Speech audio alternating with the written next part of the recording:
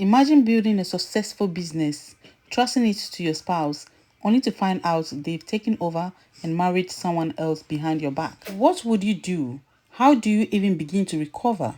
Today, we are diving into a story of betrayal, broken trust, and tough decisions. Should you ever fully trust your partner with your businesses? And what are the red flags you need to watch out for before it's too late?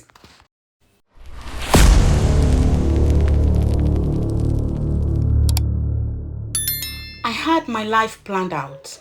I live in Germany, but I had planned that one day I would go back and settle in Ghana. But all my plans went down the drain because of marriage. I met my husband through a wrong call. He was living in Italy and had called my number by mistake.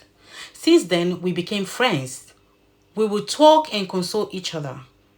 He told me his ex-wife left him and took over his business. I felt pity for him, so we became friends. Then I helped him relocate to Germany. As time goes by, we became more than friends and eventually got married. I did not dig any information about him. I heard calls from his friends in Italy telling me some nasty things about him and giving me information. He denied everything each time I confronted him. He is my spouse after all, so I trusted him and did not want to believe others over him. Later, I got introduced to a white man by a friend. The white man was interested in establishing a business in Ghana, so we became co-founders of a business. My husband asked me to go to Ghana to look after the business, so I moved to Ghana while he stayed back with the kids. Because my kids were little at the time, it was difficult for him to deal with the pressure alone. So he asked me to come back to Germany after we all moved back to Ghana.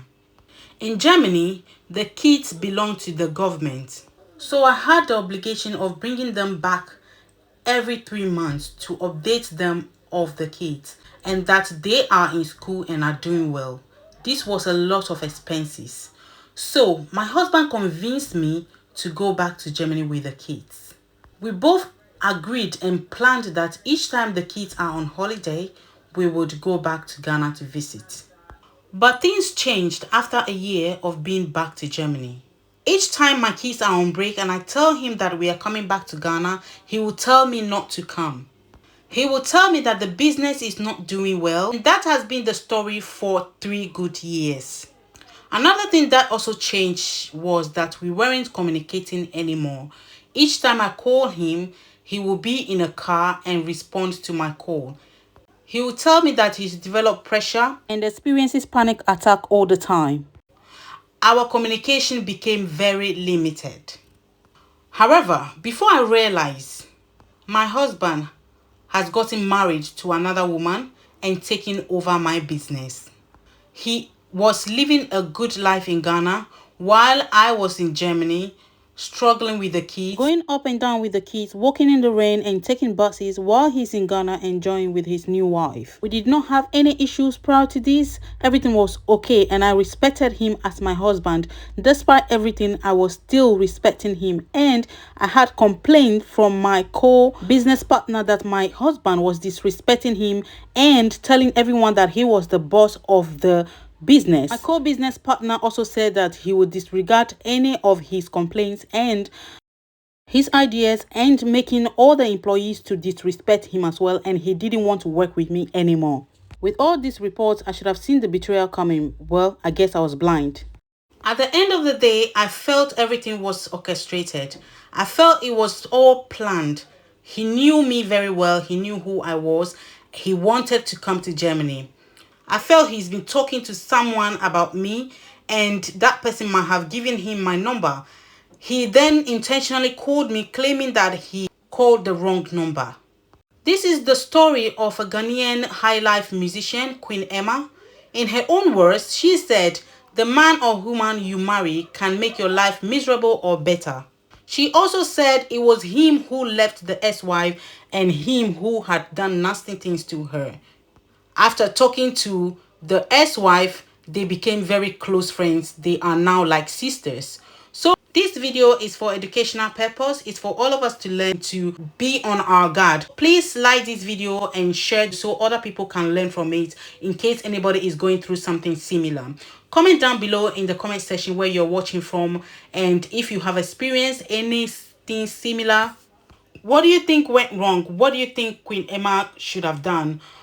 Do you think it was necessary for her to do some digging and background check on this man that she got married to before getting married to him?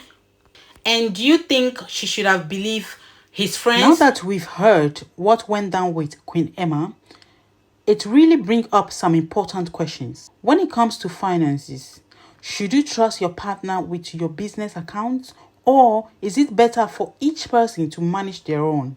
What's really the right approach here? Some say that joining forces in marriage is essential for building a strong partnership, while others argue that it can lead to one person taking advantage of the other.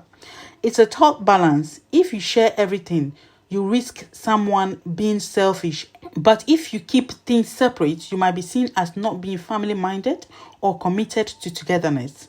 I want to hear from you. What do you think is the best approach? Should couples combine their finances, or should they maintain some level of independence? What's worked for you? Or what advice would you give someone entering into a marriage, especially in cases where trust and businesses are involved? Let's continue this conversation in the comment section below. Your experience and advice could be exactly what someone else needs to hear. Thanks for watching, and remember, love can be powerful, but it's also important to protect what you've worked so hard to build. Thank you guys, and I will see you in the next video. Bye bye for now.